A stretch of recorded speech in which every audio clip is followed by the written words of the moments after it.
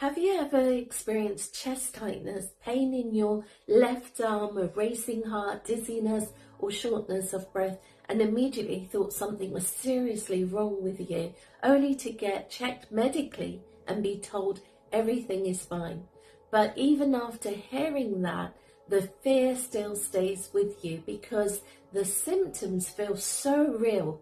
One of the hardest things about anxiety is that it does not just affect your thoughts, it affects your body. And when anxiety becomes chronic, your nervous system can stay stuck in survival mode for long periods of time without you even realizing it. Most people think anxiety is just worrying too much, but anxiety is actually a full body response. Your brain senses danger, whether that danger is real or perceived, and your body responds by releasing stress hormones like adrenaline and cortisol. And your muscles tighten, your breathing changes, your heart rate increases, your chest can feel tight or heavy, and your arms, they can ache or tingle, and your stomach changes as well, and your body becomes hyper alert because it believes it needs to protect you.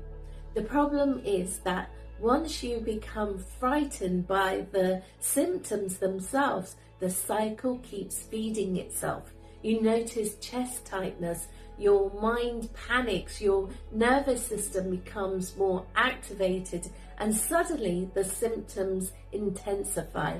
And then your brain starts scanning your body constantly, looking for danger. Every sensation feels bigger. Every ache feels frightening. Every heartbeat feels abnormal. And before you know it, you are trapped in a cycle of fear and hypervigilance. And what makes this even harder is that anxiety symptoms can genuinely mimic serious medical conditions.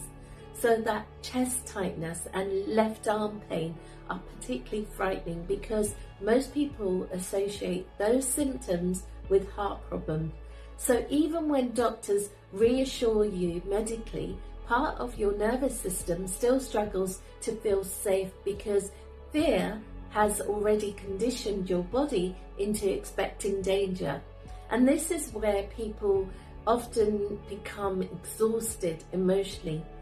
They keep searching for certainty, more reassurance, more checking, more Googling, and more monitoring. But the problem is that reassurance only calms anxiety temporarily if the nervous system itself is still dysregulated. Now, this is important, very important. If you ever experience chest pain or worrying symptoms, always get medically checked first. Never assume symptoms are anxiety without proper medical advice. Your physical health matters, but if you have been checked medically and told you are okay, yet you still live in this fear or your symptoms constantly are returning, then what you may actually be struggling with is an anxious nervous system that no longer feels safe inside your own body. And when that happens, your relationship with your body changes.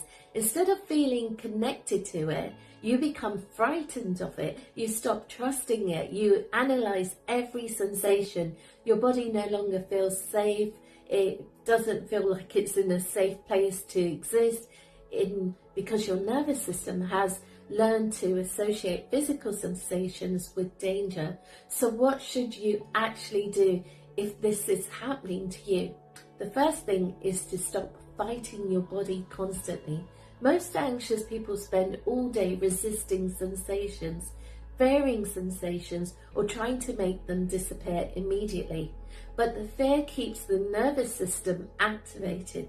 The more frightened you become of the symptoms, the more your body continues responding as though there is danger present. The second thing is regulate your nervous system physically, not just mentally. Anxiety is not solved purely through positive thinking because anxiety lives in the body too. So slow your breathing down properly.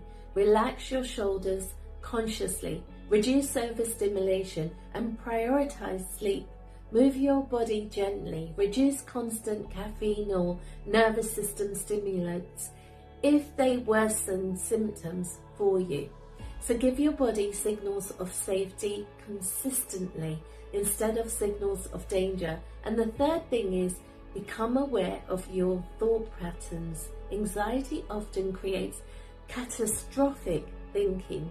So your mind jumps to the worst possible conclusion immediately. A tight chest becomes a heart attack. Dizziness becomes collapse.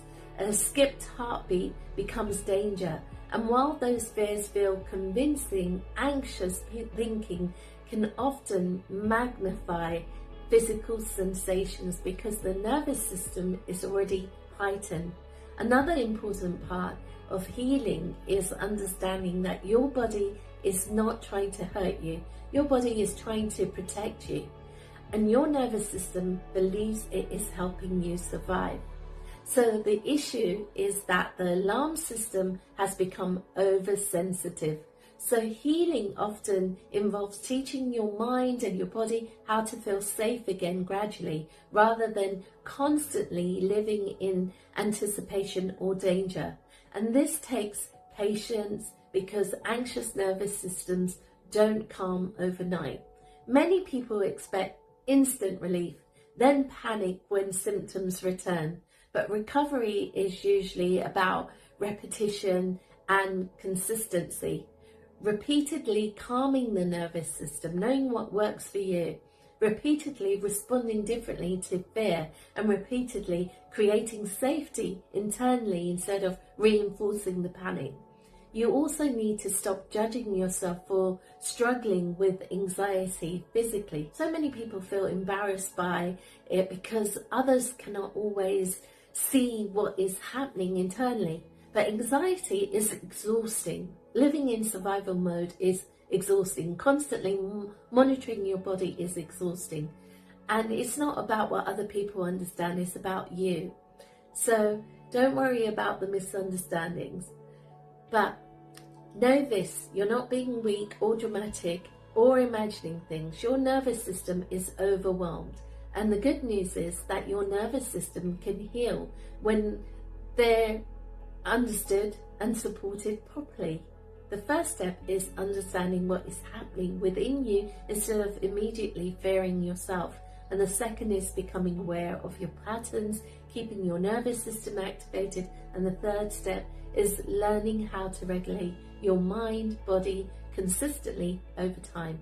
That is exactly why I wrote my book, Fix Me. I've experienced anxiety. I've been there. I know what it feels like. So Fix Me, How to Manage Anxiety and Take Control of Your Life, is a guide to help people who are silently struggling with anxiety physically, emotionally, mentally, without truly understanding what's happening to them.